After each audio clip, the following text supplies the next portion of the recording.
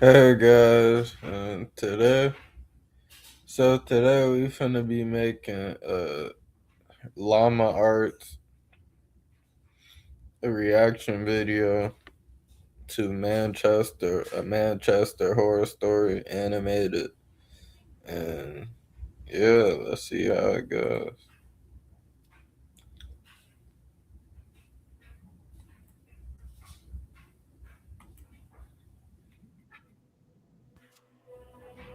This is a story about how I became a 30-year-old male who is secretly afraid to be outside after dark in cities.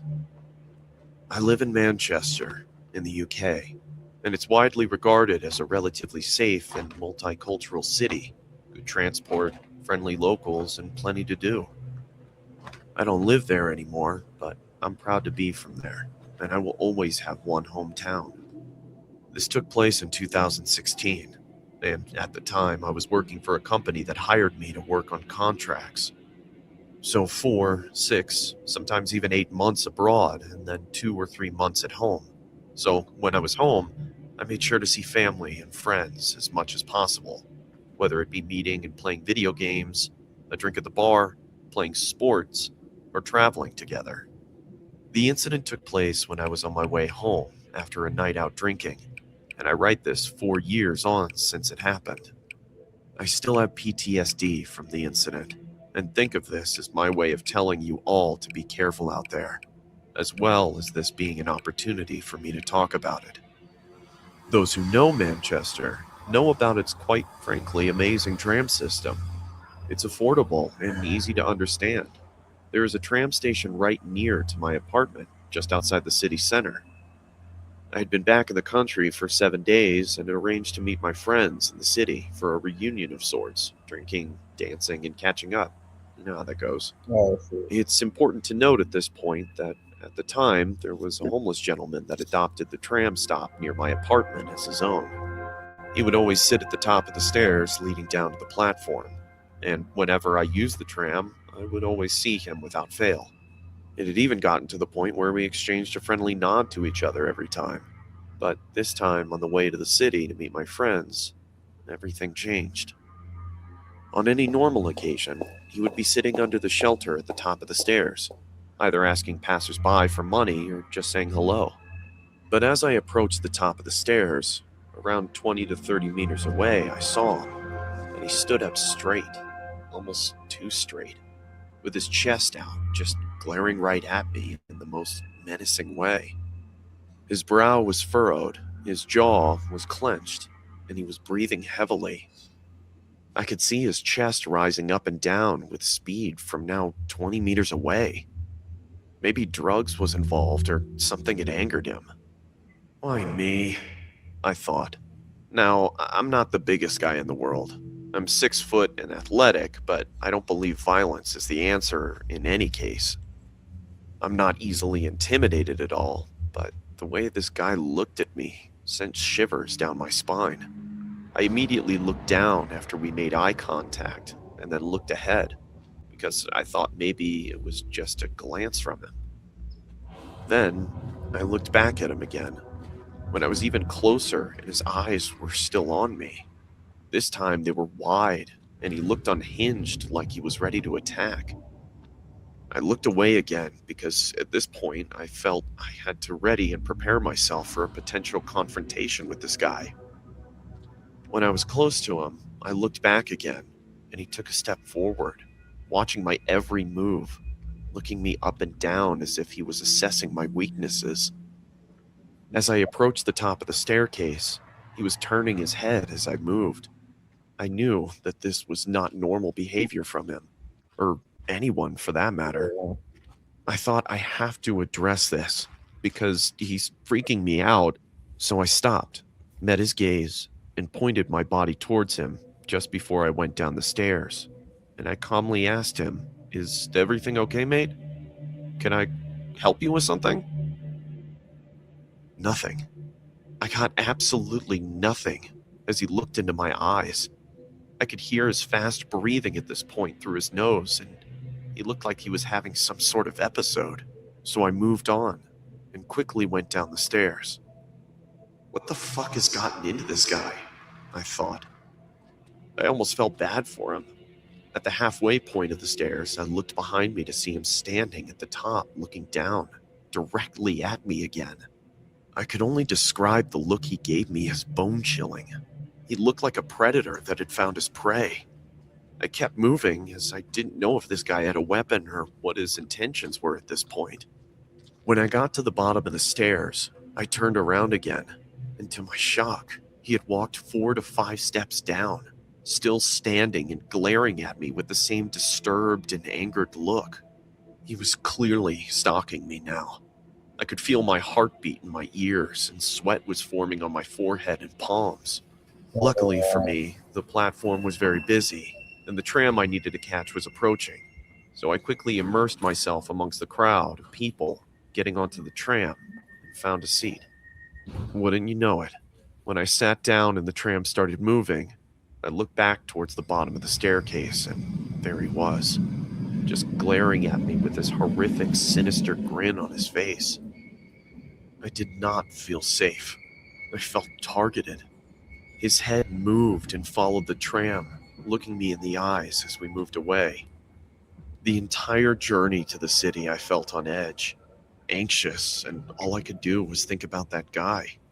When I eventually got there, my friends automatically picked up on the fact that I seemed a little off, so I told them about the situation I was just in, which they just dismissed, saying that I was probably Well, just why being are they paranoid and worried that about? he'd be gone by the time I get back home. I agreed with them because I realized that he is usually only there during the daytime, so I enjoyed the night. We all drank, laughed, and even met some cute girls. Before I knew it, I was hammered, to the point where I had to look at my phone with one eye closed. My balance was off, and I felt like I could throw up at any second. It was around midnight and time to go home, so I said goodbye to my friends and arranged to meet the next weekend due to the success of this one. The last tram was approaching, and I had to run drunk as a skunk to make it in time. I got onto the tram, and when I got a seat and caught my breath, I remembered what happened at the tram station on the way back to the city. I felt sober suddenly, and I was honestly on the verge of an anxiety attack, until I remembered that I never usually see the guy late at night, which was comforting for the remainder of my journey. The tram arrived at my stop, and I got off. I just stood there for a second, surveying my surroundings. The This platform is was good. empty. The skies were clear, although dark. The air was warm, and the only sounds were the nearby traffic and the tram leaving the platform.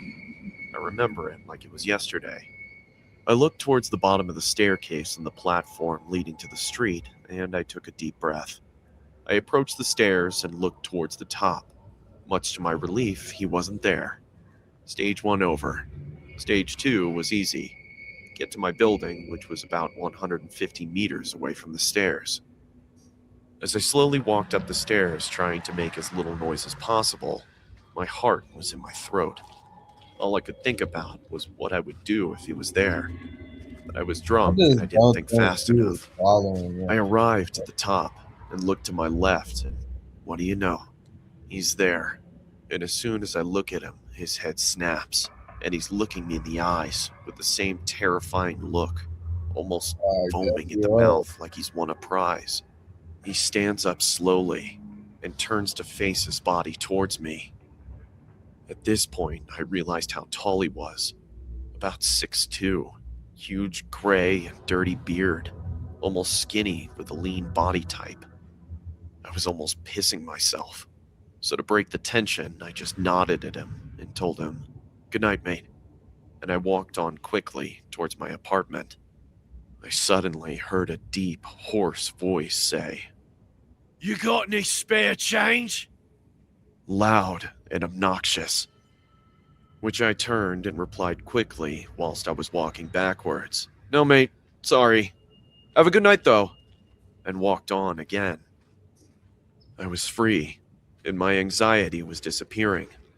All I was thinking about was getting to my building as fast as possible. Then, I heard what felt like the loudest, most aggressive voice ever. "Hey!" I Yeah, that's stopped, and true. I turned around so fast because he made me jump. It scared me. He was holding a knife, and it was pointed directly towards me. The nightmare scenario was playing out now, and I held my breath as he walked slowly towards me. I was definitely sober now, and I weighed up the options. I run and take a risk, or I start to negotiate with him.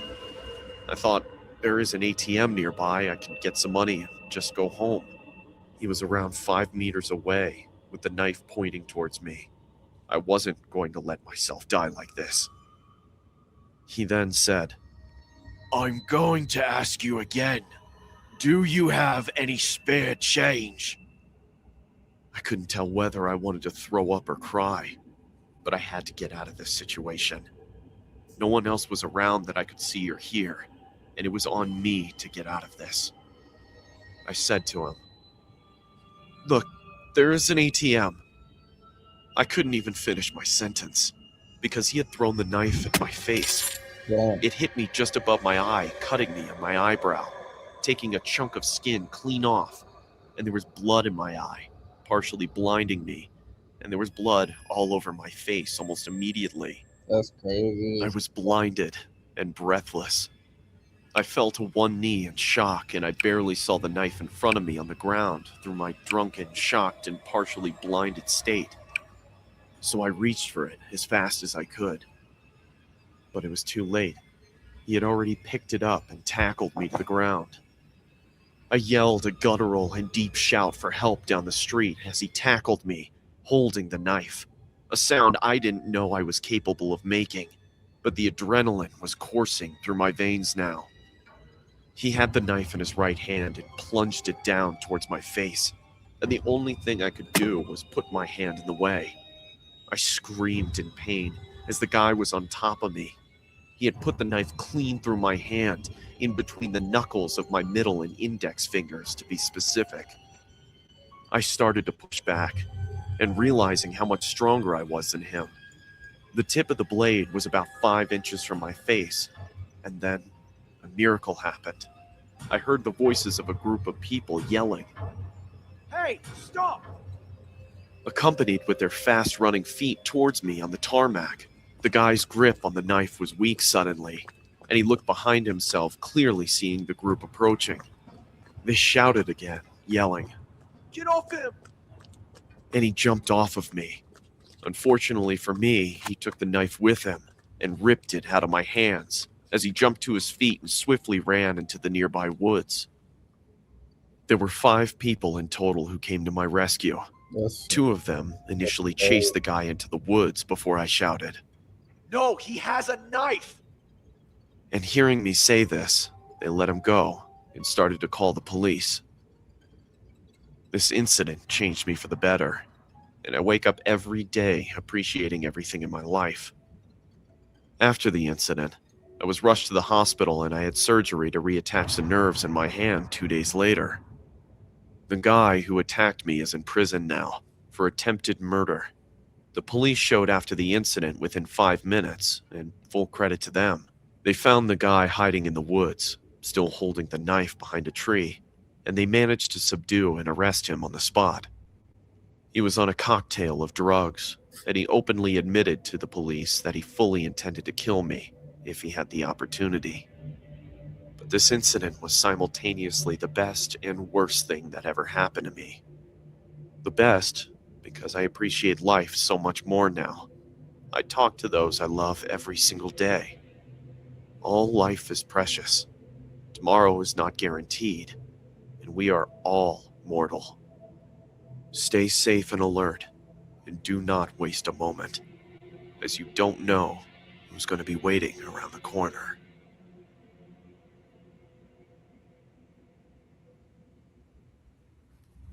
Thank you for sticking around to the end of the video. If you would like to support the channel, check out the merch link in the video description. So that's a Manchester horror story. And I hope you guys enjoyed it. Have a nice day. I'm finna be creating more videos. I think this is my first video on the channel. All right. Bye, guys.